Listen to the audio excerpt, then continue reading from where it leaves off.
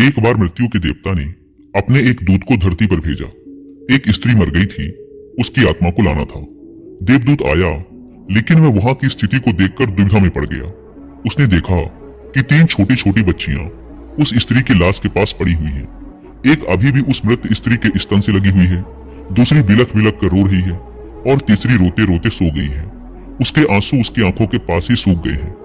3 छोटी जुड़वा बच्चियां, मां मर चुकी है, परिवार में और कोई है नहीं, पिता पहले ही मर चुका है। इनका क्या होगा, कौन इन्हें संभालेगा? यह सोचकर देवदूत को बहुत दुख हुआ। इसीलिए वह खाली हाथ ही वापस लौट गया और अपने प्रधान से जाकर बोला, मैं उस स्त्री की आत्मा को न ला सका, मुझे क्षमा करें, लेकिन आपको इस स्थिति का ज्ञान नहीं है। मेरी जगह आप होते तो शायद आप भी यही करते। उस स्त्री की 3 छोटी छोटी जुड़वा बच्चियां हैं, एक अभी भी उसके स्तन से लगी हुई है, दूसरी रोते रोते सो गई है और तीसरी चीख चीख कर रो रही है। परिवार में उन्हें संभालने वाला और कोई नहीं है। ऐसी स्थिति को देखकर मेरा दिल उस स्त्री को ना ला सका। क्या ऐसा नहीं हो सकता कि उस स्त्री को कुछ समय और दे दिया जाए ताकि बच्चियां थोड़ी और बड़ी हो जाएं? यह सब सुनकर मृत्यु का देवता जोर से हंसा और बोला, तो तू ज्यादा समझदार हो गया है। उस परमात्मा से भी जिसकी मर्जी से जीवन मिलता है और जिसकी मर्जी से मृत्यु। तूने पाप तो बहुत बड़ा किया है और इसकी तुझे सजा मिलेगी, और सजा ये है कि तुझे पृथ्वी पर फेंक दिया जाएगा और तू तब तक वापस नहीं आ सकता जब तक तू अपनी इस मूर्खता पर 3 बार हंस नहीं लेगा। देवदूत राजी हो गया इस सजा को भोगने के लिए।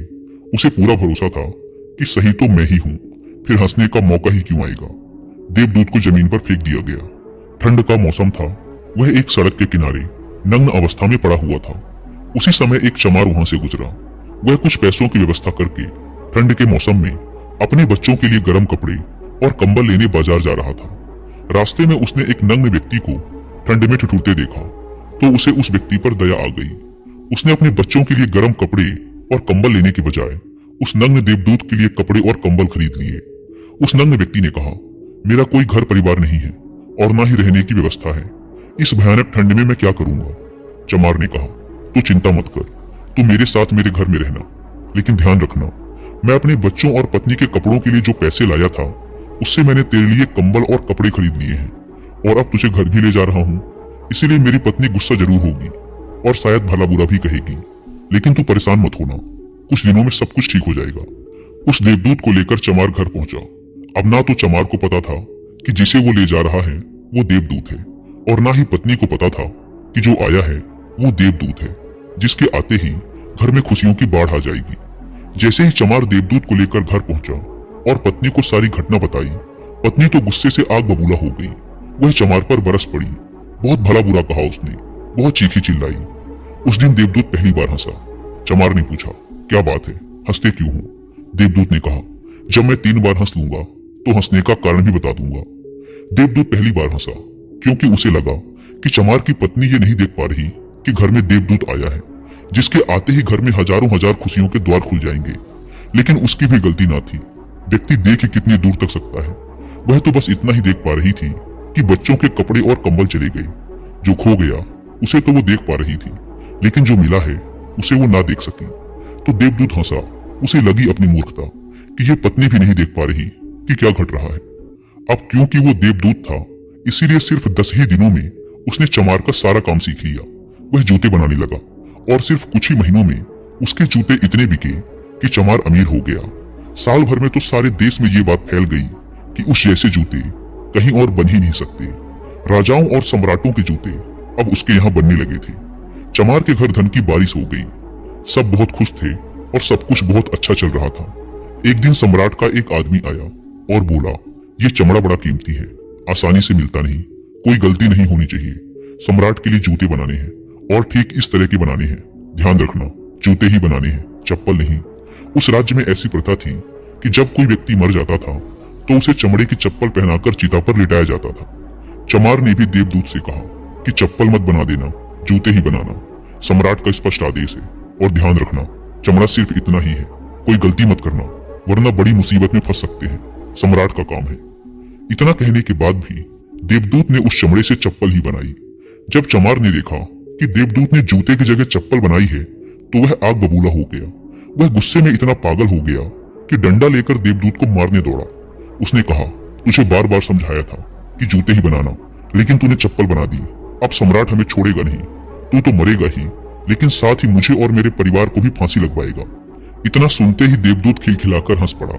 उसी समय पीछे से दौड़ता हाँफता सम्राट का आदमी आया और बोला, जूते मत बनाना, चप्पल ही बनाना, क्योंकि सम्राट की मौत हो गई है। इतना सुनते ही चमार के हाथ से डंडा छूटकर नीचे गिर पड़ा। उसने देवदूत के पैर पकड़ लिए और कहा, मुझे माफ कर दो, मैंने तुझे मारा, मुझसे बहुत बड़ी भूल हो गई। देवदूत ने कहा, कोई बात नहीं, मैं अपनी सजा भुगत रहा हूँ। चमार ने कहा, कौन सी सजा, और तुम हंस क्यों रहे हो? देवदूत ने कहा, जब 3 बार हंस लूंगा तो सब कुछ बता दूंगा। भविष्य अज्ञात है और सिवाय उस परमात्मा के किसी को नहीं पता कि आगे क्या होगा, और इंसान तो वैसे भी अपने अतीत के अनुभवों के अनुसार निर्णय लेता है। सम्राट जिंदा था तो जूते चाहिए थे, और मर गया तो चप्पल। देवदूत दोबारा हंसा, यह सोचकर कि भविष्य हमें ज्ञात नहीं और हम आकांक्षाएं करते रहते हैं, अनुमान लगाते हैं, जो कि पूरी तरह व्यर्थ है।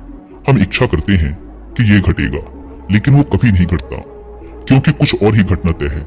हमारी नीति बिना हमसे पूछे चलती है, लेकिन हम बेवजह हो हल्ला मचाए रहते हैं। चाहिए चप्पल, लेकिन जूते बनवाते हैं। मरने का समय नजदीक आ रहा है, लेकिन हम जिंदगी का आयोजन करते हैं। तो देवदूत को लगा कि मुझे क्या पता कि उन लड़कियों का भविष्य क्या होगा, मैं बेवजह ही बीच में पड़ा। यही सब सोचकर अपनी मूर्खता पर आज देवदूत खिलखिलाकर हंसा था। इसी प्रकार कुछ वर्षों बाद एक तीसरी घटना घटी। देवदूत चमार की दुकान पर बैठा जूते बना रहा था। तभी वहां 3 जवान लड़कियां एक बूढ़ी औरत के साथ आई। उन तीनों की शादी होने वाली थी, तो वो अपने लिए जूते का नाप देने आई थी। देवदूत उन्हें देखते ही पहचान गया कि ये वही तीनों लड़कियां हैं जिन्हें वो उनकी मृत मां के पास छोड़कर आया था, जिनके कारण आज वो ये सजा भुगत रहा है। वो तीनों देखने में स्वस्थ थी, सुंदर थी, और उन्हें देखकर लग रहा था जैसे वो किसी बड़े घराने में पली बढ़ी हों। उसने उनसे पूछा, तुम्हारे साथ ये बूढ़ी औरत कौन है? बूढ़ी औरत ने जवाब दिया, ये मेरे पड़ोसन की लड़कियां हैं। बचपन में ही इनकी माँ की मृत्यु हो गई थी। बेचारी बहुत गरीब थी, उसके पास खाने को भी ना था। उसके स्तनों में इनको पिलाने के लिए दूध भी ना था। वो इन्हें दूध पिलाते पिलाते ही मर गई। मेरी कोई संतान ना थी, इसीलिए मैंने इन्हें अपने बच्चों के रूप में अपना लिया, और अब इनका सम्राट के खानदान में विवाह होने जा रहा है।